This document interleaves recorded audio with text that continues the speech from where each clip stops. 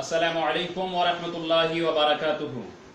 সুপ্রিয় দর্শক মণ্ডলী, যারা আপনারা আমাদের অনুষ্ঠান দেখছেন দেশ এবং প্রবাস থেকে, আপনাদেরকে মোবারকবাদ যে আপনারা সময় মতো আমাদের অনুষ্ঠানে দেখার জন্য আপনাদের ইন্টারনেট ব্যবহার করছেন। আমরা যান্ত্রিক গোলযোগের কারণে কয়েক মিনিট পরে আসলাম। এই জন্যে আমরা উপস্থিত স্টুডিওতে দুটি বিষয় নিয়ে কথা বলার জন্য, মূলত একটি হচ্ছে আসন্ন পবিত্র শবে বরাত বা লাইলাতুন নিসফি মিন শাবান এবং তারাবি নামাজ, এ সম্পর্কে আলোচনা করার জন্য এই মুহূর্তে সরাসরি স্টুডিওতে উপস্থিত মুয়াজ্জির আজম, আহলুস সুন্নাতুল জামাতের অন্যতম নক্ষত্র, মিডিয়া জগতের অত্যন্ত সুপরিচিত ব্যক্তিত্ব হযরতুল আল্লাম মুফতি আজম মুফতি মাওলানা আলাউদ্দিন জিহাদি সাহেব, যিনি আমার ডান পাশে উপস্থিত। বাম পাশে উপস্থিত অত্যন্ত মিডিয়া জগতের সুপরিচিত ব্যক্তিত্ব, আন্তর্জাতিক খ্যাতি সম্পন্ন মুফাসসিরে কোরআন হযরতুল আল্লাম মাওলানা জহিরুল ইসলাম ফরিদী সাহেব। আপনাদের সকলকে মোবারকবাদ। সুপ্রিয় দর্শক মণ্ডলী, আপনারা শবে বরাত সম্পর্কে অনেক কিছু জানতে চেয়েছেন। তো আমি প্রথমেই আমার ডান পাশে উপস্থিত মুফতি আজম মাওলানা আলাউদ্দিন জিহাদি সাহেবের কাছে জানতে চাচ্ছি যে আসলে শবে বরাত এর শাব্দিক বিশ্লেষণটা কি আছে। ধন্যবাদ মুফতি মাওলানা মুসিদুর রহমান সাহেব। দেশ বিদেশে যেখান থেকে আপনারা দেখছেন, মহান প্রতিপালক আল্লাহ পাকের দরবারে আপনাদের সবাইকে নিয়ে শুকরিয়া আদায় করি যে আল্লাহ আমাদেরকে এই পবিত্র অনুষ্ঠানে বসার তৌফিক দিয়েছেন। আলহামদুলিল্লাহ আলহামদুলিল্লাহ। প্রিয় শ্রোতাবৃন্দ ভাইয়েরা এবং বোনেরা, শবে বরাত শব্দটা আমাদের দেশে প্রসিদ্ধ, যেটা আরবি ভাষায় বা তাফসীরের ভাষায় বিভিন্ন তাফসীরে লাইলাতুল বারাত নামে পরিচিত। পবিত্র কোরআনে সূরা দুখানে হামিম ওয়াল কিতাবিল মুবিন ইন্না আনজালনাহু ফি লাইলাতিন মুবারাকাতি, এই আয়াতের তাফসীরে অনেকগুলি তাফসীরের কিতাবে, যেমন তাফসীর ইবনে কাসির, কবিরের মধ্যে ইমাম ফখরুদ্দিন রাজি রহমাতুল্লাহ আলাইহি উল্লেখ করেছেন, এবং তাফসীর কুরতুবীর মধ্যে উল্লেখ করেছে লাইলাতুল মুবারাকার আরেকটা নাম হলো লাইলাতুল বারাত। এজন্য যারা মনে করেন লাইলাতুল বারাত বা শবে বরাত বলতে কিছু নেই, তাদের তাফসীরের জ্ঞানের অভাব আছে বলে মনে করি। আইমাইকারাম মুফাসসিরিন কারাম লাইলাতুল বারাতকে অস্বীকার করেননি। আজকে হঠাৎ করে একটা সম্প্রদায় যদি বলে আমরা লাইলাতুল বারাত মানি না, তখন আমরা মনে করি তারা তাফসীরের ব্যাপারে গভীর জ্ঞান সম্পন্ন না। এজন্য লাইলাতুন মানে রাত্র, বা আমাদের দেশে যেটাকে বলা হয় শবে বরাত, সব এটা লাইলাতুন শব্দ আরবি বাংলায় আমরা বলি, ফার্সিতে বলা হয় সব। আর বারাত শব্দটা অনেক অর্থে ব্যবহৃত হয়, কল্যাণময়, বরময়, ভাগ্য রজনী ইত্যাদি ইত্যাদি। অর্থাৎ ভাগ্য রজনী হিসেবেই লাইলাতুল বারাতকে আমরা বিশ্বাস করি বা মানি। আর এটা রাসূল পাক সাল্লাল্লাহু আলাইহি ওয়াসাল্লামের হাদিস থেকে প্রমাণিত, সমর্থন করা। আর কথায় আমরা বলতে পারি লাইলাতুল বারাত এক বছরের পুরো বাজেট আল্লাহর তরফ থেকে বান্দা কে মৃত্যুবরণ করবে, কে বিবাহ করবে, তার পুরো বাজেটটা প্রাথমিকভাবে লাইলাতুল বারাতই। হযরত আব্দুল্লাহ ইবনে আব্বাস রাদিয়াল্লাহু আনহুমা থেকে বর্ণনা তাফসীরে ভারীতে স্পষ্ট উল্লেখ রয়েছে যে শবে রাতে আল্লাহ পাক তার বাজেট প্রাথমিকভাবে করে। এইটা রয়েছে মুফাসসিরিন ইবনে আব্বাস রাদিয়াল্লাহু আনহুমার মত। ধন্যবাদ মুফতি আব্দুল জিহাদি সাহেব। আসলে আমি মাওলানা জহুরুল ইসলাম ফরিদী সাহেবের কাছ থেকে জানতে চাচ্ছি, আসলে শবে বরাত থেকে এটি কি নতুন, নাকি আসলে এটি কোরআন সুন্নাহ ভিত্তিক? অর্থাৎ অনেক বলে থাকে যে বিদআত, আসলে এটি কি বাংলাদেশ হওয়ার পর আবিষ্কার হলো নাকি বছর পর আবিষ্কার হলো? আসলে শবে বরাত কি জিনিস, এটি কি আসলে বিদআত বলা হয়? এখন যারা বিদআত আছেন, এটা তাদের মৌলিক উক্তি। রাসূল পাকের সাহাবীদের মতামত থেকে তাফসীর সবচেয়ে বেশি যিনি এবং সর্বোত্তম তাফসীর যিনি রাইসুল মুফাসসির, সমস্ত মুফাসসিরদের যিনি সাইয়্যিদ ছিলেন, এবং হুজুর পাক সাল্লাল্লাহু আলাইহি ওয়াসাল্লাম আপন চাচা ভাই আহলে বায়তের অত্যন্ত একজন সদস্য ছিলেন, এবং প্লাস সাহাবীদের মধ্যে একজন মর্যাদাবান, কোরআনের জ্ঞানে অত্যন্ত জ্ঞানী সাহাবী ছিলেন। বদরি সাহাবায়ে کرام, আশারায়ে মুবাশশিরা, খুলাফায়ে রাশিদা এবং এক জামাত এবং অধিকাংশ সাহাবীগণ কোরআন শরীফের ব্যাপারে যার উপরে যারা তাকলিদ করতেন, হযরত ইবনে আব্বাস রাদিয়াল্লাহু আনহুমা তিনি ইন্না আনজালনাহু ফি লাইলাতিন মুবারাকা, এই লাইলাতুল মুবারাকা দিয়ে উনি কি বুঝিয়েছেন এটা আমরা ওনার মতামত থেকে জানতে চাই। আমরা এখানে কোরআন শরীফের ব্যক্তিগত কোনো তাফসীর করব না, কারণ কোরআন শরীফের ব্যক্তিগত তাফসীর করতে গেলে তাফসীরের রায় হয়ে যাবে, এটা আমাদের জন্য ভুল হয়ে যাবে। হযরত ইবনে আব্বাস রাদিয়াল্লাহু আনহু তিনি লাইলাতুল মুবারাকা এর ব্যাপারে বলেছেন, ইয়ানিল কোরআন ফি লাইলাতুল মুবারাকা হিয়া লাইলাতুল মিন শাবান, শাবানের অর্ধাংশ রজনী। তিনি আরেকটা শব্দ ব্যবহার করেছেন, হিয়া লাইলাতুল বারাআত। যেমনটি আমরা দেখতে পাই এটি মেরকাতুল মাফাতিতে আল্লামা আলী কারি, যিনি 1 লক্ষ হাদিসের হাফেজ। অনেকে বলে থাকে যে লাইলাতুল বারাআত এটি আসলে কোনো জিনিস নেই। দেখুন ইনি বলছেন যে লাইলাতুন নিসফি মিন শাবান, যিনি কথা বলেছেন জহুরুল ইসলাম ফরিদী সাহেব, লাইলাতুন নিসফি মিন শাবান ওয়া হিয়া লাইলাতুল বারাআত, এটি হলো লাইলাতুল বারাআত। এখন 1 লক্ষ হাদিসের হাফেজ যিনি সাহাবায়ে কেরাম এটি ব্যবহার করেছেন শব্দটি, আইম্মা মুস্তাফিদিন লাইলাতুন নিসফি শাবান বলতে বুঝিয়েছেন লাইলাতুল বারাআত। এখন যদি কেউ বলে থাকে যে লাইলাতুল বারাআত বা শবে বরাত এর উসুল নেই, এটি কোনো কিছু নেই, এটি কি ধর্তব্য হবে? আসলে বলে থাকে যে লাইলাতুন নিসফি মিন শাবান সম্পর্কে কোনো সহিহ রিওয়ায়াত নেই। মুফাজ্জাদ এই বিষয়ে তাদের মতামতটি খুব গ্রহণযোগ্য। জি ধন্যবাদ মুফতি সাহেব। আসলে শবে বরাত বলতে কিছু এই ধরনের বক্তব্য আমরা অনেকের কাছ থেকে শুনতে পাই। তো তাদেরকে আমরা অনুরোধ করি যে ভাইয়া, যদি শবে বরাত না মানেন, শবে বরাত আমি কোরআন হাদিসে পাইনি, তাহলে আপনাকে বলবো ঠিক আছে, শবে বরাত মানবেন না, কিন্তু কোরআন হাদিসে তাফসীর এবং হাদিসের সরার মধ্যে আইমাই কারাম লাইলাতুল বারাত মানছে, শবে বরাত মানবে না, না মানলে লাইলাতুল বারাত মানবে। এটা এমনি বললাম যে অনেকে কদু চিনে না, দাও চিনে। তো বিধায় আপনাকে বলবো, শবে বরাত যদি কোরআন হাদিস খুঁজে না পান, মানার প্রয়োজন নেই, আপনারা অবশ্যই লাইলাতুল বারাত আনবেন। আর যদি বলেন যে এইবার সহিহ হাদিস নেই, তো আপনাদেরকে অনুরোধ করি, আপনারা আহলে হাদিস যারা করেন, আপনাদের মুরব্বী নাসিরউদ্দিন আলবানী সাহেবের সিলসিলাতুল সহিহা 1144 নম্বর হাদিস, ওখানে উনি হাদিসটাকে সহিহ বলেছেন। এবং আহলে হাদিসের আরেকজন মুরব্বী, তার নাম হলো মাওলানা আব্দুর রহমান মুবারকপুরি, তিরমিজি শরীফের সরা তুহফাতুল আহওয়াজের মধ্যে উনি হাদিসটা সহিহ বলেছেন। তো সেখানে স্পষ্ট হাদিস উল্লেখ, যেটা সহিহ ইবনে হিব্বানের হাদিস এবং ইমাম তাবারানী মুজাম আওসাতে মুজামুল কবিরের হাদিসখানা উল্লেখ করেছেন। ইমাম জালালউদ্দিন সুয়ুতী রাহমাতুল্লাহ আলাইহি তার জামিউল হাদিসের মধ্যে হাদিস উল্লেখ করেছেন। আর অনেক কিতাবে সহিহ ইবনে হিব্বানের হাদিস। হাদিসটা হলো এইভাবে, মুআয ইবনে জাবালিন রাদিয়াল্লাহু আনহু আনিন নবী সাল্লাল্লাহু আলাইহি ওয়াসাল্লাম, মুআয ইবনে জাবাল আল্লাহর রাসূল থেকে বর্ণনা করতেছেন যে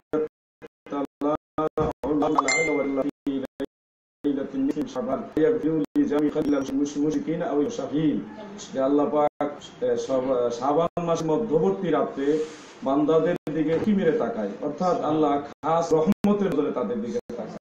সুবহানাল্লাহ, কি বিশেষ নিয়ামত আল্লাহর তরফ থেকে।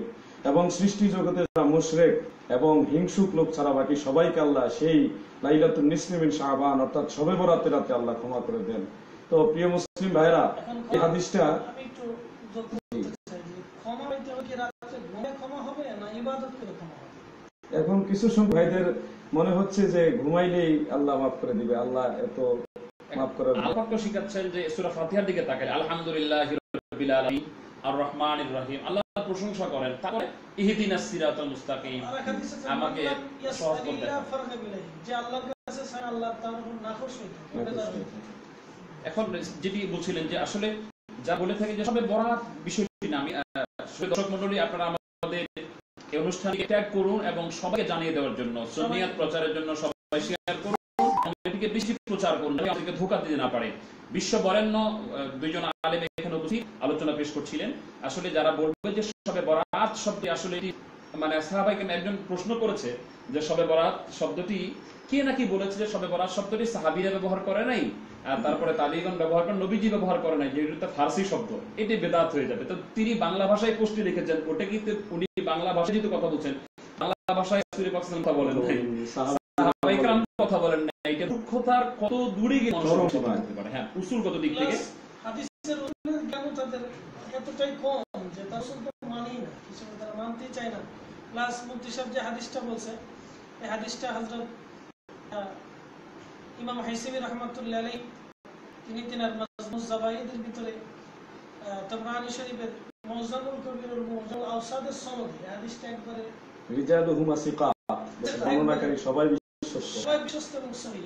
যেখানে নাসিরুদ্দিন আলবানীটা সহিহ বলছে, সেখানে অন্যান্য আইমায়ে কেরাম সেখানে আর বলার প্রয়োজন মনে করছে না। এখন এখানে নাসিরুদ্দিন আলবানীর ব্যাপারটা আমি দেখি, আলবানীর বিষয়ে আমরা আলবানীকে মানি না। কারণ আলবানী তাহকিক কিন্তু গড়ে বলেছে। জি, বিশেষ করে আলবানীর আগে যারা অনেক বড় আইমায়ে মুস্তাহিদিন বা মুহাদ্দিসিন যারা ছিলেন এবং রিজাল শাস্ত্রবিদ ছিলেন, হাদিস বিশারদ ছিলেন, যেমন বিশ্ববিখ্যাত হাদিস ইমাম হাইসেমি, তারপরে ইমাম মুনজিরি, এরপরে আপনার আসছে ইমাম ইবনে হিব্বান, তিনি হাদিসকে সহিহ বলেছেন। ইমাম বাইহাকির মতো লক্ষ হাদিসকে সহিহ বলেছেন। আর অন্যান্য ইমামগণ লা বাসাবি হাদিসের বলেছেন সনদ সনদ। উদ্দেশ্যটা হচ্ছে বর্তমানে সবে বরাত নিয়ে আপত্তিটা তুলে আসলে তারাই আলবানীকে মানে, তারা আলবানীকে মানে। এখন ওদের উদ্দেশ্যে ধুলা ভাঙার জন্য আপনারা যাকে মানেন সেই নাসিরুদ্দিন আলবানী থেকে সহিহ তাহলে আপনারা মানে কেন? উদ্দেশ্য হচ্ছে আলবানী বলাতেই সহিহ হবে, যঈফ হবে না, আসলে গ্রহণযোগ্য মুহাদ্দিস না। আলবানী কথাটা এখানে আনার উদ্দেশ্য হলো যে আলবানী আহলে সুন্নাত ওয়াল জামাতের প্রত্যেকটা বিষয় কলম ধরার চেষ্টা করেছে, একটু না একটু খুদ ধরার চেষ্টা করেছে। সেই আলবানী পর্যন্ত এই হাদিস সহিহ বাধ্য হয়েছে। যদি কোনো না কোনো খুদ পাইতো নিশ্চয়ই সে উল্লেখ করতো। এখানে আলবানী এটাকে সহিহ করেছে, সেখানে এজন্য যে বলা হলো যে সে বাধ্য হয়েছে, কোনো ধরনের খুঁজে পাইনি।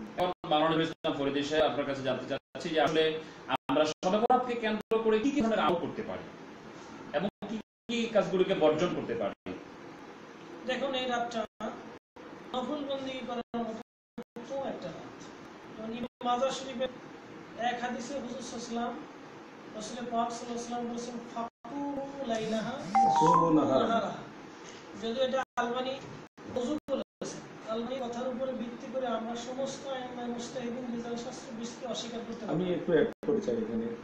আলবানী মরু কিছু বলেছে, তো ইমাম বদরউদ্দিন আইনি হানাফি রাহমাতুল্লাহ আলাইহি, যিনি বুখারী শরীফের শারহ, তিনি এবং ইমাম কাস্তালানি রাহমাতুল্লাহ আলাইহি এবং বিশ্ববিখ্যাত ইমাম নববী রাহমাতুল্লাহ আলাইহি, মুল্লা আলী কারি রাহমাতুল্লাহ আলাইহি সহ এক দল ইমাম হাদিসটাকে বলেছে। যেমন ইমাম জাইনুদ্দিন ইরাকি রাহিমাহুল্লাহ, যিনি ইবনে হাজার আসকালানি রাহমাতুল্লাহ আলাইহির উস্তাদ, তিনিও হাদিসটাকে বলেছেন। ইমাম বুয়ুসিরি রাহমাতুল্লাহ আলাইহি তার জাওয়াইদ কিতাবে বলছেন ইসনাদুহু দাঈফ, সবাই বলছে এটা সনদ জয়ীফ।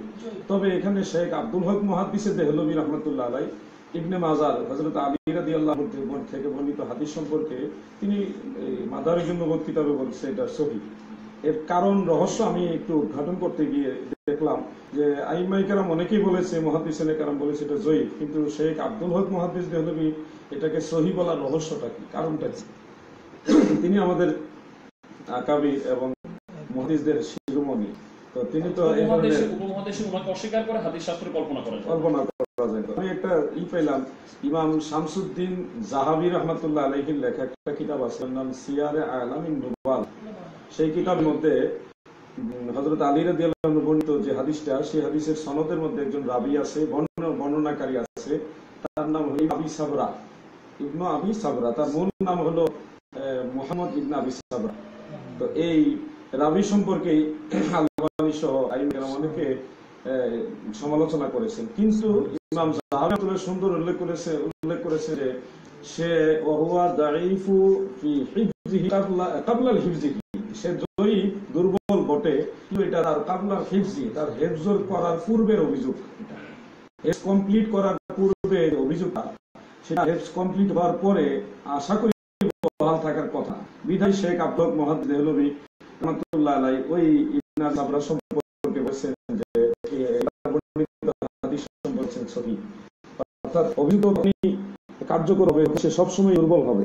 অর্থাৎ একটি ছাত্র পড়াশোনা থাকা অবস্থায় মুখস্থ কম রাখতে পারে, কিন্তু যখন সিনার হেফজটা কমপ্লিট হয়ে গেছে তিনি চর্চা করতে করতে মেধাবী হয়ে গিয়েছে, এটি হতে পারে। এখন ব্যাপারটি হাদিসটি জয়ীফ যদিও বললো ঠিক আছে, কিন্তু এই বিষয়ে আমল করার জন্য একটি উসুল আমি স্মরণ করে দিচ্ছি। মেরকাতুল মাফাতিত আল্লামা মোল্লা আলী কারি রাহমাতুল্লাহ আলাইহি তৃতীয় খণ্ডের 350 নম্বর পৃষ্ঠায় বলেছেন, ইয়াসুজুল আমাল বিল খাবরি দাঈফ, যদি আমলটা জায়েজ হওয়ার জন্য জয়ীফ হাদিসও গ্রহণযোগ্য, যদি তার আপত্তি তুলে যে সর্বোচ্চ জয়ীফ হাদিস, কিন্তু ওটা গ্রহণ হওয়ার জন্য জয়ীফ হাদিসও গ্রহণ করে, তো সহিহ হাদিসও আছে। এটা তো শুধু মোল্লা আলী কারি রাহমাতুল্লাহ একক অভিমত, আর উসুলে মৌলিক উসুলে জবর উলামায়ে কেরাম যারা ছিলেন বিল ইত্তেফাক, সর্বসম্মতিক্রমে, সবার সম্মতি। আর সবার সম্মতিটাকে একজনের আলবানির কথা আমরা উড়াই দিতে পারি।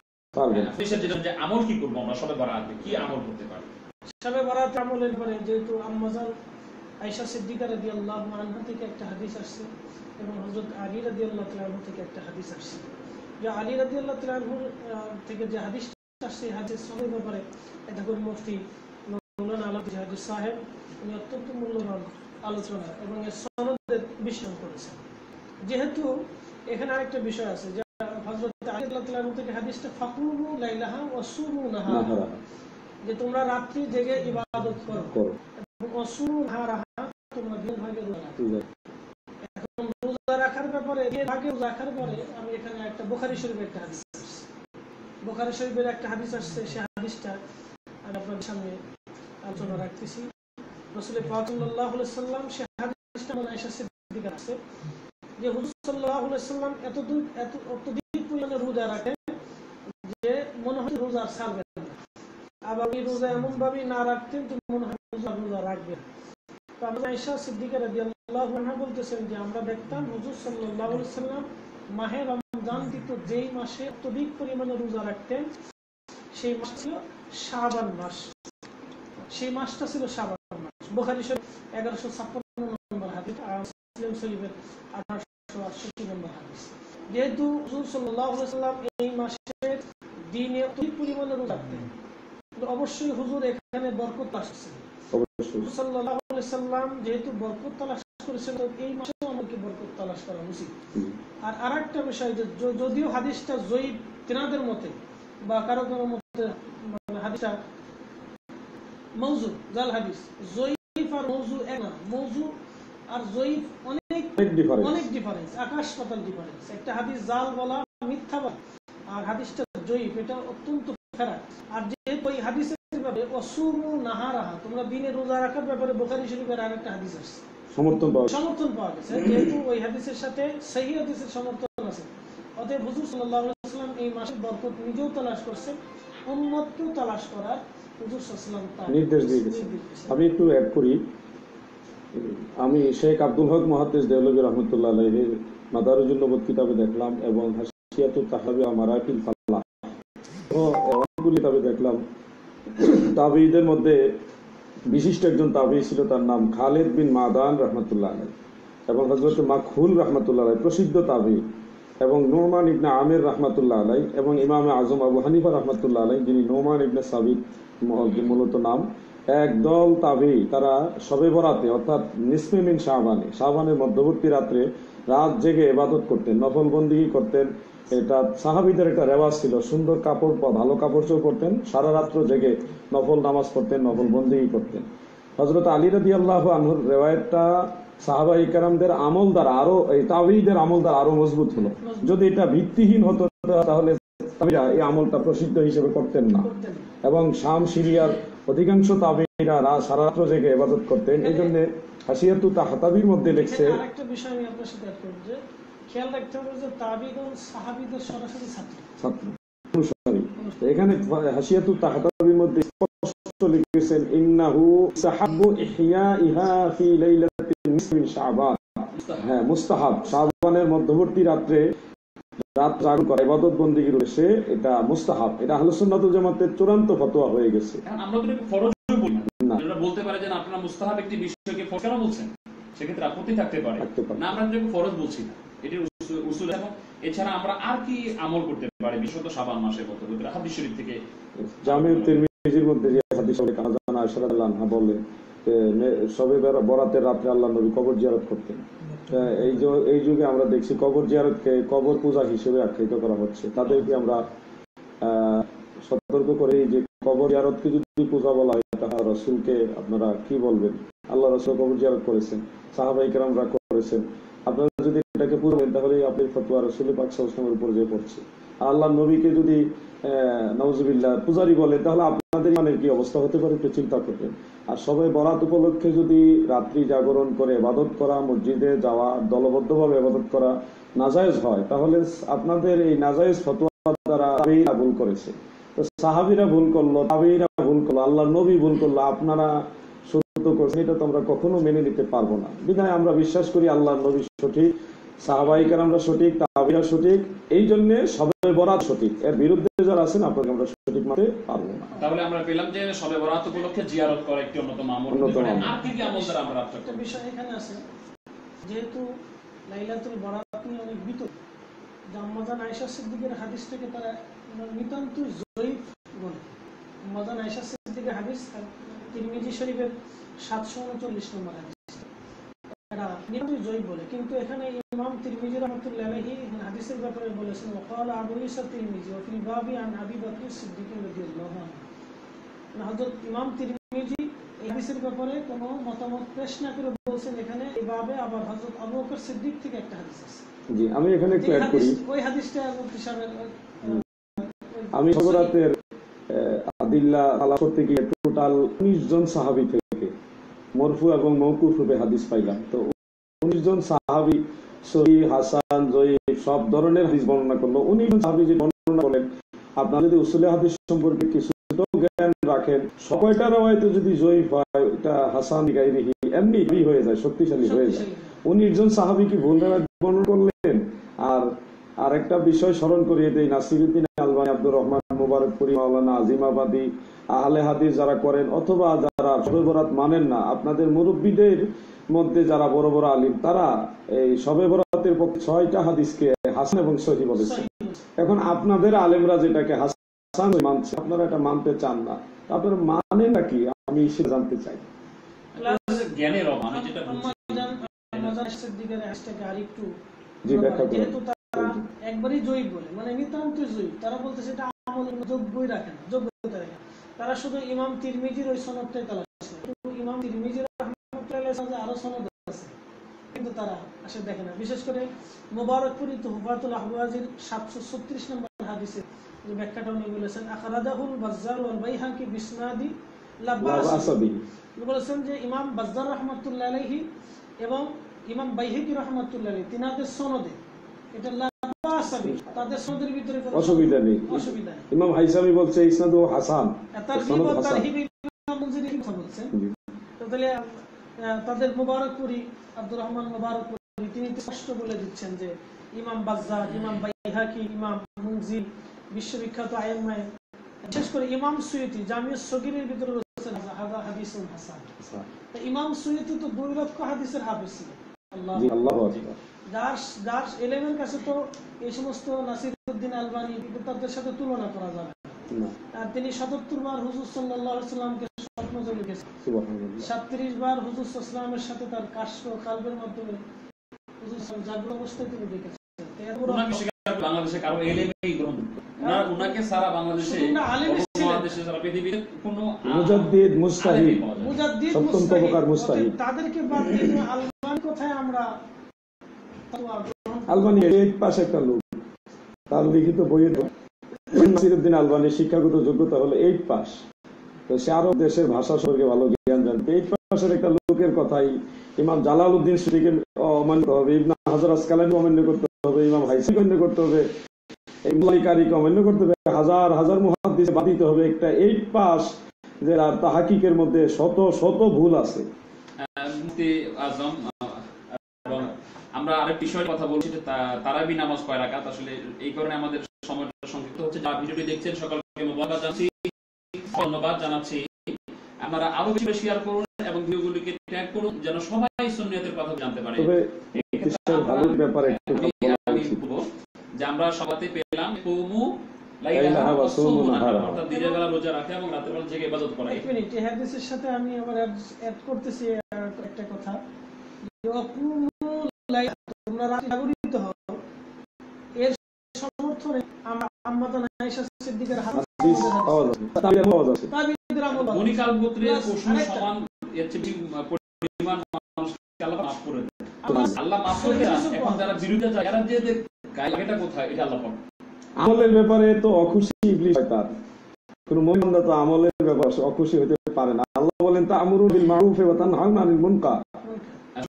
দর্শক মণ্ডলী, আমরা সময় স্বল্পতার কারণে সংকেত করতে হচ্ছে, আমরা শবে বরাতে দিনের বেলা রোজা রাখবো 15 শাবান, যেটি এবার পড়েছে 14 তারিখে, 12 তারিখে দিনটা হচ্ছে 15 শাবান। এই দিন রোজা রাখবো, ওর সঙ্গে সামনে রোজ শুক্রবার সামনে একটি এবং পরে একটি, ওটির সাথে আরেকটি বা দুটি বা দুটি রোজা আমরা আমল করব এবং রাত্রে গিয়ে কোরআন তেলাওয়াত, নামাজ পড়া, তারপরে মিলাদ শরীফ পড়া, রাসূল পাক সাল্লাল্লাহু আলাইহি সাল্লাম বেশি করে পড়া, কোরআন পড়া, জিয়ারত করা, মানুষের মধ্যে খাবার বন্টন করা, এই যেন আমরা করে আমরা রাত্রি জেগে আল্লাহ পাকের দরবারে ক্ষমা প্রার্থনা করতে পারি। এখানে বেশি বেশি ইস্তেগফার পাঠ করব, যে আল্লাহ ক্ষমা করার কথা সহিহ এবং হাসান সনদের অত্যধিক পরিমাণে আছে, আল্লাহ ক্ষমা করেন।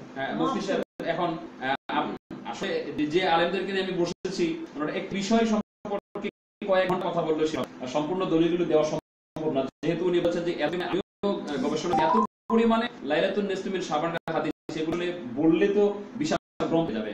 এখন যাতে শবে বরাত সম্পর্কে আমাদের দেশে বা সুন্নি মানুষ বা যারাই শবে বরাতের পক্ষে আছে তারা বিশেষ করে খাবারের কিছু করে, বিশেষ করে বাংলাদেশের প্রেক্ষাপটে হালুয়াটি এবং বর্তমানে আমাদের খাবার মাংস বা যে কোনো খাবার আয়োজন আসলে এটিকে অনেকে বিদআত হারাম বলে ফেলে। নাউযুবিল্লাহ, এই সম্পর্কে আসলে কি বলা যেতে পারে? ধন্যবাদ। একটা জরুরি যোগ উপযোগী প্রশ্ন। হালুয়া রুটি হোক, কোনো হালাল খাদ্য, এই বিষয়টা ইসলাম অনীহা করেনি। আপনাদের একটা বিষয় জানা উচিত যে ইমাম শাফিঈ রাহমাতুল্লাহ ফাতোয়া যেটা সাথে হলিয়ায় এবং ফাতোয়ার মধ্যে মুকদ্দমায় উল্লেখ, মোল্লা আলী কারি রাহমাতুল্লাহ মিরকাতে উল্লেখ করেছেন যে ক্বালা শাফিঈ রাহিমাহুল্লাহ মা উহদিসা ওয়া খালিফু কিতাবান আও সুনান আও ইজমাআন আও আসারান ফাহুয়া বিদআতুদ দালালা ওয়া মা উহদিসা মিনাল খাইরি ওয়া লাম ইউখালিফু শাইআন মিন যালিকা ফাহুয়া বিদআতুল মাহমুদা। যেই জিনিসটা আবিষ্কার করা হয়েছে কিন্তু এটা কোরআন সুন্নাহ ইজমা এবং আসারের খেলাফ, ওই জিনিসটা হলো গুমরাহি বিদআত। আর যে জিনিসটা আবিষ্কার করা হয়েছে অর্থাৎ নবীজির যুগে ছিল না, পরবর্তী যুগে আবিষ্কার করা হয়েছে, কিন্তু এটা কল্যাণকর কাজের অন্তর্ভুক্ত, ভালো কাজের অন্তর্ভুক্ত, সুন্নাহ ইজমা এবং আসারের খেলাফও নয়, বিপরীত নয়। ওই ধরনের বিদআতকে আইমাই কেরাম বলেছেন যে এটা বিদআতে মাহমুদা, প্রশংসিত বিদআত।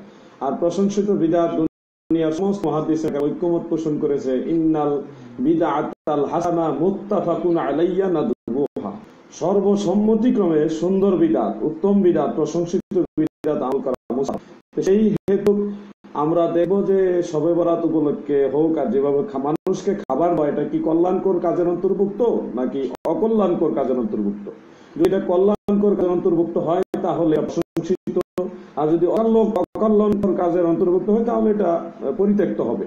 এখানে পাশাপাশি কোরআন সুন্নাহ দ্বারা সমর্থিত কিনা, সহিহ বুখারী যে হাদিস, আল্লাহ রাসূলকে প্রশ্ন করা হলো, কিলা ইয়া রাসূলুল্লাহ সাল্লাল্লাহু আলাইহি ওয়াসাল্লাম আইয়ুল ইসলামু খায়রুন ক্বালা তুতিমুত তাআম, ইয়া রাসূলুল্লাহ ইসলাম ধর্মের সর্বোত্তম কাজ কোনটা? আল্লাহ নবী বললেন ভালো সর্বোত্তম কাজ। এখন উপলক্ষে হালুয়া রুটি হোক আর গরুর গোশ হোক অথবা যে কোনো হালাল খাবার দেওয়াটা রাসূলের হাদিস থেকে সমর্থন পাওয়া যায়। আর যদি কেউ বলেন যেটা রেওয়াজে পরিণত হয়ে গেছে এটা করা যাবে না, আমি আপনাদেরকে বিনয়ের সাথে স্মরণ করিয়ে দেই, ইসলামের রেওয়াজ দুইটি রেওয়াজের কথা বলেছেন। একটা যেমন সহিহ মুসলিমের হাদিস, টোটাল 6 জন সাহাবী থেকে হাদিসটা বর্ণিত আছে বিভিন্ন কিতাবে। মুসলিম শরীফের মধ্যে এইভাবে উল্লেখ, মান সান্না ফিল ইসলামে সুন্নাতান হাসানাতান ফালাহু আজরুহা ওয়া মান আমিলা বিহা ইলা ইয়াউমিল কিয়ামাহ। ইসলাম ধর্মে যারা সুন্দর কোন রেওয়াজ বা রীতি বা প্রচলন কেউ প্রচলিত করে তাহলে তার জন্য রয়েছে উত্তম প্রতিদান, এবং যারা আমল করে কিয়ামত পর্যন্ত তাদের সমপরিমাণ প্রতিদান বা যিনি আবিষ্কার করবে তার আমল নামায় যোগ হবে। সুবহানাল্লাহ। তো যদি এটা রেওয়াজ হিসাবে নেই, তো সেই রেওয়াজ রীতি হিসেবে যদি গ্রহণ করি তাহলে সহিহ হাদিস থেকে প্রমাণ হয় উত্তম রীতি উত্তম রেওয়াজ ইসলামে স্বাগতম জানিয়েছেন।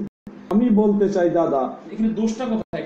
দোষটা এখানে সেটাই বলছি, আমি বলবো যদি রেওয়াজ, ভালো রেওয়াজ মন্দ রেওয়াজ যদি আপনারা এটা গ্রহণযোগ্য আর অগ্রহণযোগ্য দৃষ্টিপাত না করেন, আমাদের দেশে ইমাম সাহেবদেরকে আমরা খাবার দিই, ইমামতি কয়েক উপক্ষ করে কিংবা খাবার মুসল্লি কর্তৃক আমরা দিই, এই রেওয়াজটাও তো রাসূলের ছিল না, সাহাবীদের যুগে ছিল না। এখন অনেক এই রেওয়াজটাও তো আমাদের ছেড়ে দেওয়া উচিত, যেহেতু এই রেওয়াজ নবীজির যুগে ছিল না। এটা বিদআতের অন্তর্ভুক্ত, বিদআতে হাসানা, নাজায়েজ বলছি না, জায়েজ। যদি রেওয়াজ হিসেবে শবে বরাতের হালুয়া রুটি বাদ দিতে হয় তাহলে ইমাম সাহেবের খাবার বন্ধ করতে হবে, মাদ্রাসা বেতন বন্ধ করতে হবে। কোন সাহাবী কোরআন হাদিস শিখাতে বেতন নেননি, আমরা কেন নিব? তাই এটা বিদআত, এটা বন্ধ করেন তাড়াতাড়ি। একটা বন্ধ করবেন, একটা রাখবেন কেন? এই যে বিদআতে হাসানা যেটা মানুষের কল্যাণে, ইসলামের কল্যাণে আছে, ওটা সুস্বাগতম, ওটা জায়েজ। মানুষকে খাইলে বেজার হয় এমন দেখি না দাদা। পরের বাড়ি সারা বছর মুরগি জায়েজ আমরা ফতোয়া দিতে পারি, কিন্তু সাধারণ মানুষ প্রতিবেশী তার সাথে আমার কিছুদিন আগে যদি হয় এমন থাকে, তাকে আমি সবে বরাত বলে খাবার দিলে, কয়েকটা রুটি সামান্য হালুয়া দিলে তার প্রতি যে আমার সামাজিকভাবে একটা দূরত্ব, এটা দূর হয়ে যাবে। আগের যুগের মুরব্বীরা এইবারে আদান দেন, এইবারে মুরব্বী ওইবারে খাইতো, ওইবারে মুরব্বী খাইতো, এটা সাম্প্রদায়িক ছিল, এটা সম্প্রীতিবদ্ধ, এটা ভালোবাসা ছিল, সেই জিনিসটা এখন নেই। আল্লাহ যেন বিষয়টা বোঝার তৌফিক দান করে। আমিন। এখন বিষয় হচ্ছে যে আমরা শুধু শবে বরাতেই দান করবো এরকমটি নয়, আমি সকলকে আহ্বান জানাচ্ছি আপনারা শবে বরাত যে আমলটি করেন এগুলি বেশি বেশি করে বলুন। শবে বরাতে মানুষকে দান করছেন, আপনারা অন্য বছরেই অভাবীদেরকে খাবার খাওয়ান, এটা অভ্যাসের হোক, আমরা যেন আরো বেশি করে দান করতে পারি। এখন সুপ্রিয় দর্শক মন্ডলী, যে সমস্ত ইমাম সাহেব ভাইরা বাংলাদেশে মসজিদে নামাজ পড়ান মসজিদের মিম্বারে বলেন যে শবে বরাত বলতে কিছু নাই, তারপরে লাইলাতুল শাবান মাসের এমন কিছু নাই, তাহলে আপনারা খুতবাতুল হাকাম হাতে নিয়ে কেউ শবে বরাত দেখুন। কওমির সবচেয়ে বড় আলেম তাবলীগ জামাতের প্রতিষ্ঠাতা ইলিয়াস সাহেবের আসল উস্তাদ এবং পীর খুতবাতুল হাকামে 43 নম্বর খুতবায় 43 নম্বর খুতবায় শাবান মাসের আমল সম্পর্কে যে হাদিস আলোচিত হয়েছে, এখানে সেগুলো নিয়ে সবগুলো এনেছেন। আপনি দেখুন এটা কওমির আলেম ভাইরা সবচেয়ে বেশি মানেন, যারাই আছেন কওমির চরমনায় তাবলীগ জামাত, তারপরে হেফাজতি যারাই আছেন, অর্থাৎ কওমি নিসাব সবাই এই কিতাবটাকে মানে বেহেশতি যাওয়া। এখন বেহেশতি যাওয়ারের প্রথম খণ্ডের 282, এখন ছাপাটাও বলে দিই নাগাল বলে, এমদাদিয়া লাইব্রেরি থেকে চকবাজার থেকে, যেটি 2014 সালে প্রকাশিত হয়েছে, এটি 282 পৃষ্ঠা, স্পষ্ট করে উল্লেখ শবে বরাত, একটি আলাদা অধ্যায় লিখেছেন। এখন এই কিতাব পড়ে, ওই আলেমের কিতাব পড়ে তাকে মেনে কেন শবে বরাতকে শাবানকে বেদাত বলবেন? এক কথায় বলা যায় আল্লাহ রাসূল শবে বরাতে আমল মানছেন, শবে বরাত মানছেন, সাহাবীরা মানছেন, তাবেঈন মানছেন, পূর্বযুগের ইমাম ইবনে হাজার আসকালানী, মোল্লা আলী কারি, ইমাম বদরুদ্দিন আইনি হানাফি, ইমাম জালালউদ্দিন সুয়ুতি, ইমাম নববী, সমস্ত আইম্মায়ে কেরাম শবে বরাত মানে। আপনি মানেন না, আপনি কে? আইম্মায়ে কেরাম হানাফি মাযহাবের পর্যন্ত সিদ্ধান্ত হয়ে গেছে এটা জায়েজ, মুস্তাহাব। সুপ্রিয় দর্শক মণ্ডলী, মালিকি সমস্ত মাযহাবের আইম্মায়েগণই অস্বীকার করে। শবে বরাতে কত সুন্দর আমল হয়, শবে বরাতে কি হয়, এটি সম্পর্কে সহিহ আমলগুলি দেখার জন্য আপনাদেরকে দাওয়াত থাকলো। বিশ্ব জাকির মঞ্জিল, বাংলাদেশের ফরিদপুর জেলার আটরশিতে প্রতিষ্ঠিত বিশ্ব জাকির মঞ্জিল, এই বিশ্ব জাকির মঞ্জিলে কত সুন্দর অনুষ্ঠান, সবাইকে শবে বরাতের দাওয়াত দিচ্ছি। বিশেষ করে আমাদের বিশ্ব জাকির মঞ্জিল থেকে তবরকের আয়োজন থাকে, আপনাদেরকে বড় খাওয়ারও দাওয়াত দিচ্ছি। এখন দেখুন, আমরা শবে বরাত সম্পর্কে জানতে মুফতি আলাউদ্দিন সাহেবের ফতোয়ায়ে বিশ্বরী, ফতোয়ায়ে বিশ্বরী তিনি শবে বরাত সম্পর্কে অত্যন্ত জোরালো এবং হাদিসগুলি উল্লেখ করেছেন, আর সেই কিতাবটি সংগ্রহ করুন। এখন ফরিদি সাহেবের কাছে জানতে চাই, মানুষ আছে যে শবে বরাত কেন্দ্র করে এই রাত্রিতে তারা হালুয়া রুটি নিয়েই শুধু ব্যস্ত থাকে, কিছু মানুষ এমনকি ফ্যাশনে পরিণত করেছে, যে সারা রাত্রে নিয়ে মহিলারা বিশেষ করে পেপার পত্রিকায় এবং টেলিভিশনে দেখা যায় কত পদের হালুয়া বানাবে, কিভাবে করে না করবে, এটি নিয়ে ব্যস্ত। আসলে কি আমরা ওই দিন খালি এটি নিয়ে ব্যস্ত থাকবো, ফ্যাশনে পরিণত করবো না আমল করবো? এই বিষয়ে যদি সকলের সচেতনার জন্য কিছু বলতেন। এখন লাইলাতুল বারাত এর রাত্রিবেলার বিষয় নিয়ে আমাদের দেশে অতিরঞ্চিতও আছে, এটা আমরা অস্বীকার করতে পারি। যেমন ঢাকা শহরের, পুরান ঢাকায় বিশেষ করে ঢাকা শহরের অধিকাংশ জায়গায় রাত্রিবেলা পটকা বাড়ি ফুটানো, আসলে এই রাত ইবাদতের রাত, আল্লাহর দপ্তরে কান্নাকাটি রোনাজারি এবং ক্ষমা প্রার্থনা রাত। যেহেতু আল্লাহর হাবিব হুজুর পাক সাল্লাল্লাহু আলাইহি ওয়াসাল্লাম তার সহিহ এবং হাসান সনদের হাদিস থেকে স্পষ্টভাবে প্রমাণিত, এই রাত্রে আল্লাহ পাক অসংখ্য গুনাহগার বান্দাকে ক্ষমা করে দেন, যারা ক্ষমা চায় তাদেরকে ক্ষমা করে দেন। যেহেতু হাদিস স্পষ্ট আসছে এবং হুজুর সাল্লাল্লাহু আলাইহি ওয়াসাল্লাম নিজেও রাত্রি যে জান্নাতুল বাকির কাছে যে হুজুর সাল্লাল্লাহু আলাইহি ওয়াসাল্লাম জিয়ারত করেছেন এবং আল্লাহ রাসূল এই রাত্রে জাগার জন্য, দিন ইবাদত করার জন্য, রোজা রাখার জন্য হুজুর সাল্লাল্লাহু আলাইহি ওয়াসাল্লাম স্পষ্ট তাগিদ আসছে। অতএব এই ক্ষেত্রে শুধু হালুয়া রুটি নিয়ে ব্যস্ত থাকাটা আমাদের জন্য ওটা কোনো বিষয় না। হালুয়া রুটি নিয়ে ব্যস্ত থাকাটা, হালুয়া রুটি খাওয়াটা এটা ফরজ না, ওয়াজিবও না, এটা খাইতে হবে মুস্তাহাসান, খাইতে হবে এমন কিছু না। কাউকে হাদিয়া দেওয়ার নিয়তে রুটি বানানো, হালুয়া বানানো, এটা আলহামদুলিল্লাহ করেন, অসুবিধা নেই, কিন্তু সেই জন্য দেখতে হবে যে এর কারণে আমার ইবাদতের ব্যাঘাত হয় কিনা।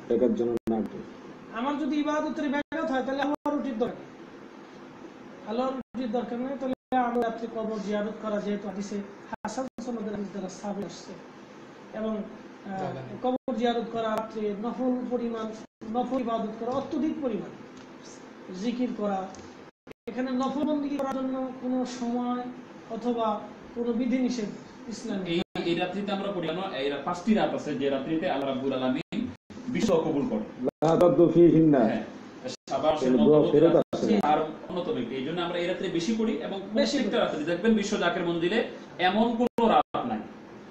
বিশ্ব জাকের মন্দির বিশ্ব আলী খাজা বাবা মুফরিদের সম্পর্কে আপনারা না জেনে অনেক কথা বলতে পারেন, আট্রসি সম্পর্কে, বিশ্ব জাকের মন্দির সম্পর্কে না জেনে অনেক কথা বলতে পারেন। বাস্তবতায় দেখেন বিশ্ব জাকের মন্দির 365 লিবিয়ার হলে 366 দিনে প্রত্যেকটা রাত্রে শেষের ভাগে আল্লাহ পাকের ইবাদতবন্দি করা হয়, সবে বরাতেও করা হয়, প্রত্যেক দিনই করা হয়। সুপ্রিয় দর্শক, অত্যন্ত বিজ্ঞ দুইজন আলোচক মুফতি আজম মাওলানা আলাউদ্দিন জিহাদি সাহেব এবং জহুরুল ইসলাম ফরিদী সাহেব আজকে আলোচনা করলেন। আমি বিরতিতে যাব, আবার আমাদের সময় রাত 10টায়। তবে মুফতি সাহেবের আমরা তারাবি নামাজ একটি বিষয় ছিল, আমরা একটি সহিহ হাদিস শুনেই আমাদের বিদায় নিয়ে প্রয়োজন হলে একটু পরে আসুন, আবার রাত 10টার সময় ইনশাআল্লাহ আসবো। তারাবি নামাজের রাকাত সংখ্যা নিয়ে আপনি সহিহ হাদিস যদি শোনাতেন। তারাবি নামাজের রাকাত সংখ্যা নিয়ে অনেক হাদিসই তো আছে, তো অল্প সময়ের মধ্যে ইমাম বাইহাকী রাহমাতুল্লাহ আলাইহির সুনানে কুবরার মধ্যে যে হাদিসটা উল্লেখ, এই হাদিস নিয়ে একটু কথা বলি। সেখানে হযরত সাঈদ ইবনে ইয়াজিদ রাদিয়াল্লাহু আনহু বলেন যে কুন্না নাকুমু ফি আহদি উমর ইবনে খাত্তাব রাদিয়াল্লাহু আনহু 20 রাকাতি, আমরা ওমরের যুগে সাহাবায়ে সর্বসম্মতিক্রমে 20 রাকাত তারাবি পড়তাম। এই হাদিসটা সমস্ত, যেমন মোল্লা আলী কারি সহিহ বলেছেন, ইমাম জালালউদ্দিন সুয়ুতী সহিহ বলেছেন, এবং কি ইবনে তাইমিয়া সহিহ বলেছেন, ইমাম নববী সহিহ বলেছেন, ইবনে হাজার আসকালানী সহিহ বলেছেন, এবং ইবনে মুলাক্কিন রাহমাতুল্লাহ বদরুল কিতাবে সহিহ বলেছেন, ইমাম মানাবী তিনিও সহিহ তাফসীরের মধ্যে অনেক ইমাম ভাই হাদিসটাকে সহিহ বলেছেন। এখানে কেউ কেউ দাবি করতেছেন যে হাদিসের মধ্যে একজন রাবী আছে, তিনি যেমন ইমাম বাইহাকী সাহেব উস্তাদ ইমাম আবু আব্দুল্লাহ হুসাইন ইবনে মুহাম্মদ ইবনে হুসাইন ফানজুবি আদ-দীনুরী রাহিমাহুল্লাহ, ওনার সম্পর্কে ওনারা কিছু ভাইয়েরা আপত্তি করে যে উনি নাকি নির্ভরযোগ্য রাবী না, উনি নাকি সিকা রাবী না। তো আপনাদের বলি ভাইয়া, উনি ইমাম বাইহাকির উস্তাদ, এবং ওনার সম্পর্কে ইবনে হাজার আসকালানী রাহমাতুল্লাহ আলাইহি সানুল মিজান কিতাবে এবং ইমাম যাহাবী রাহমাতুল্লাহ আলাইহি কিরাতুল হুফাজের মধ্যে স্পষ্ট উল্লেখ করেছেন। ইমাম জালালউদ্দিন সুয়ুতী লালিল ইসনুয়া কিতাবে উল্লেখ করেছেন তিনি হাফিজুল কবির, এবং বড় ধরনের একজন হাফিজুল কবির, এবং তিনার সম্পর্কে ইমাম শামসুদ্দিন যাহাবী রাহমাতুল্লাহ আলাইহি তারিখুল ইসলাম কিতাবে, তারিখুল ইসলাম অনেক বড় কিতাব, 2 হাতে আমার বেশ বড়, সেখানে এই শাইখ সম্পর্কে নিয়ে আলোচনা করতে গিয়ে লিখেছেন যে ওয়াকানা সিকাত ওয়া সাদুক, তিনি বিশ্বস্ত এবং সতবাদী, 2 জায়গায় বলেছে কথাটা। আপনাদের অনুরোধ করি দয়া করে যারা শামেলা ইউজ করেন সার্চ করে দেখতে পারেন। ইমাম যাহাবী এই ফানজুবি আদ-দীনুরী ওনার সম্পর্কে স্পষ্ট করেছেন সিকা, বিশ্বস্ত রাবী। আপনাদের অভিযোগটা আসমার রিজালের সাথে মিল নেই বিধায় আপনাদের অভিযোগটা আমরা মানব না, কিন্তু এটা সহিহ হাদিস স্পষ্ট। আর মুয়াত্তা মালিকের মধ্যে সাঈদ ইবনে রেফারেন্স আরেকটা হাদিস উল্লেখ, এই সেটা 10 রাকাতের কথা উল্লেখ, 11 রাকাতের কথা। তো 11 রাকাতের হাদিসটা মুয়াত্তা মালিকে বর্ণিত হয়েছে, অনেকে দাবি করছেন এটা সহিহ। আমরাও বলছি না যে জয়ীফ, কিন্তু এখানে একজন রাবী আছে, তিনি মুজতারিব, অর্থাৎ তার বর্ণনা নির্ভরযোগ্য হওয়া পূর্বে গ্রহণ করা যাবে না। ওনার নাম হলো মুহাম্মদ ইবনে ইউসুফ। উনি ইমাম মালিকের কাছে 11 রাকাতের কথা বর্ণনা করেছেন, এবং ইমাম বুখারীর দাদা ইমাম আব্দুর রাজ্জাক রাহমাতুল্লাহ আলাইহির কাছে ওই একই রাবী মুহাম্মদ ইবনে ইউসুফ 21 রাকাতের কথা বর্ণনা করেছেন, এবং ইমাম আবু নসর আল মারুজির কাছে 13 রাকাতের কথা বর্ণনা করেছেন। একজন ব্যক্তির কথা 3 রকম মুস্তারিব, জন্য ওনার আল মুজতারিবু লাইসা বিহুজ্জাত, এটা হুজ্জত হবে না। আর সাঈদ ইবনে ইয়াজিদ থেকে মুসনাদে ইবনে যাদের মধ্যে আরেকটা সহিহ হাদিস উল্লেখ আছে, ইমাম বাইহাকির ভিন্ন আরেকটা কিতাব মারিফুস সুনান ওয়াল আসার, ওই কিতাবের মধ্যে ভিন্ন আরেকটা সনদ ছাড়াও আরেকটা সহিহ সনদ উল্লেখ। এক কথায় সাঈদ ইবনে ইয়াজিদ থেকে নির্ভরযোগ্য, বিশ্বস্ত এবং সহিহ রূপে 3টা হাদিস পাওয়া যায়, 3টা সনদ পাওয়া যায়, যেটা একেবারে সর্বসম্মতিক্রমে সিকা, বিশ্বস্ত, সহিহ। এজন্য তারাবি নামাজ 20 রাকাত হওয়ার বিষয়টাই সম্পূর্ণ গ্রহণযোগ্য, বিশ্বস্ত এবং সঠিক। আর বুখারীতে হাদিসটা উল্লেখ মা আয়েশা রাদিয়াল্লাহু আনহা থেকে যে আল্লাহ রাসূল ফি রমজানে রমজানে এবং রমজানের বাইরে কখনই বাড়ায়া পড়তেন না, 11 রাকাতের বেশি রমজানে পড়তেন না, রমজানের বাইরেও পড়তেন না। আপনাদেরকে বলি ভাইজান, এই হাদিসটা হলো তাহাজ্জুদ নামাজ সম্পর্কিত, কারণ রমজানে এবং রমজানের বাইরে সবসময় তাহাজ্জুদ নামাজ আছে, তারাবি নামাজ রমজানের বাইরে নেই। আর এখানে স্পষ্ট বলা যে রমজানও বেশি এর বেশি পড়তেন না, রমজান বাইরেও এর বেশি পড়তেন না। 1 মিনিট আমি আপনার সাথে যোগ দেব। অনেক লামাযহাবীরা তারা বলে যে তারাবির তাহাজ্জুদ এক নামাজ। এটা তাদের এক মৌলিক যুক্তি কিনা বা অথবা এটা তাদের কোনো আর্গুমেন্ট আছে না, এটা ভিত্তিহীন কথা। তারাবি নামাজ ওরা এশার পরে প্রথম রাতে পড়ে, তাহাজ্জুদ পরে শেষে পড়ে। এখানে আমি স্পষ্ট হাদিস উল্লেখ করি নস। মুসান্নাফে যুক্তি বলে, তাহলে আমরা প্রশ্ন করব। ইমাম আব্দুর রাজ্জাক রাহমাতুল্লাহ আলাইহি সনদ আছে যে হুজুর সাল্লাল্লাহু আলাইহি সাল্লাম হযরত ওমর রাদিয়াল্লাহু তাআলা জমানায় এই তারাবির নামাজটা আওয়াল ওয়াক্তেই হতো। আর এখানে স্পষ্ট নস আছে, সরি এবং স্পষ্ট হাদিস, যেটা সহিহ মুসলিমের মধ্যে উল্লেখ।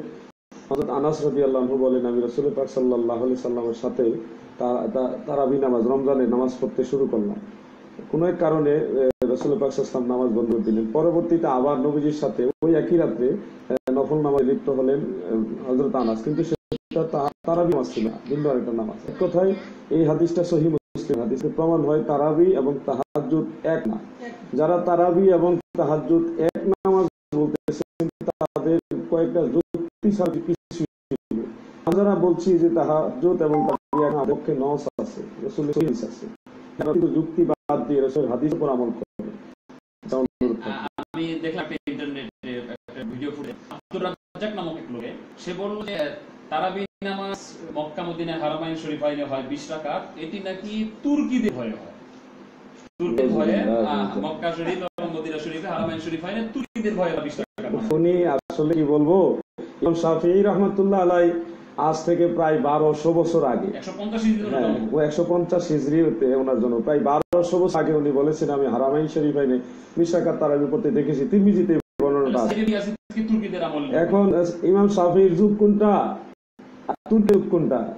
আসলে এই সমস্ত লোকেদের কথায় সাধারণ মুসলমানরা বিভ্রান্ত হচ্ছে। এখানে আমি আপনার সাথে আরেকটা বিষয় অ্যাড করব যে হযরত ওমর রাদিয়াল্লাহু তাআলা আনহু যদি আজকে পৃথিবীতে জীবিত থাকতেন বা ওনার খেলাফত যদি আজকে দুনিয়াতে কায়েম থাকতো, উনি যদি আজকে পৃথিবীতে থাকতেন, তাহলে সর্বপ্রথম যা ওনার 8 রাকাত তারাবির নামাজ যারা পড়ে 20 রাকাতকে বাদ দিয়ে, অর্থাৎ তারা 12 রাকাতকে ছেড়ে দিচ্ছে। এখানে নামাজ 12 রাকাত ছেড়ে দিচ্ছে, শুধু ছেড়ে দেওয়াটাই না, ছেড়ে দেওয়ার পর অস্বীকার করা হচ্ছে এবং মুসলমানদেরকে ওই 8 রাকাতের উপর উদ্বুদ্ধ করা হচ্ছে।